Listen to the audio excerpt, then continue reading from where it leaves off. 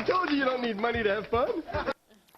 Now, if only Uncle Sam was as cheap as Al Bundy, but a new report shows that welfare recipients are still stripping away tax dollars on, well, strippers. To the Republican New York State Senator who says, strip this now. John DeFrancisco joining me. John, good to have you back. What do you make of this and how, tell me what's going on here. Well, what I make of it is just common sense to stop people from using what's like a ATM card. It's an electronic benefits transaction card where you could actually use the money you're getting for public assistance and food stamps to go forward and pay for sin type events, whether it be sex exhibits at a stripper club, whether it be alcohol, whether it be tobacco, whether it be a lottery ticket. And it just makes no sense. And we've known that this has been happening in New York State, and the Senate, controlled by Republicans, passed this bill 59-3, and unfortunately the Assembly won't even take it up. Why won't they even take it up? Well, that's a very good question. If someone could give me a reason, we might be able to deal with it. But the only reason I've heard of by some of the people that are against it, the few that are in the Senate, is that people should be able to use their income just like if they were working, and discretionary income can be used any way they want.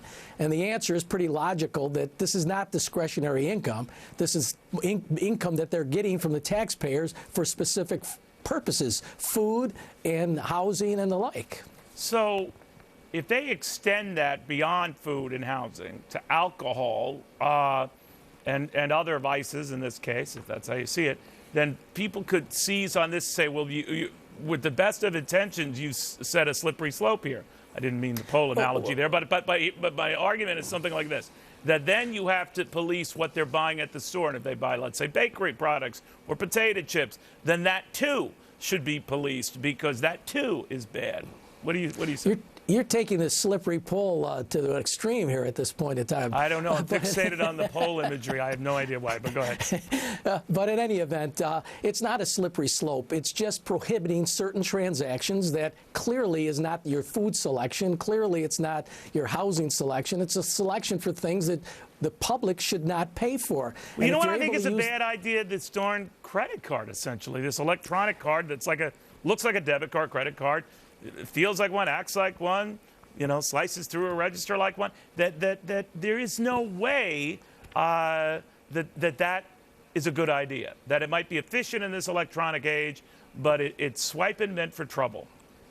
Well, it's obviously caused some trouble, but if we can do away with the illegal or the improper purchases, then I think the savings in paperwork is worth doing. One other thing, the federal government gets criticized an awful lot, but a bill was signed last February which basically said that if the state does not eliminate the use of public assistance money for these types of events that have nothing to do with helping the poor, then the states that don't get rid of these types of opportunities will lose, at least New York State, up to $120 million in federal assistance. So we've got to do it for that reason as well, although it's common sense, we should do it anyway. The old carrot and stick thing here. I'll just leave it at that. Senator, thank you very, very much.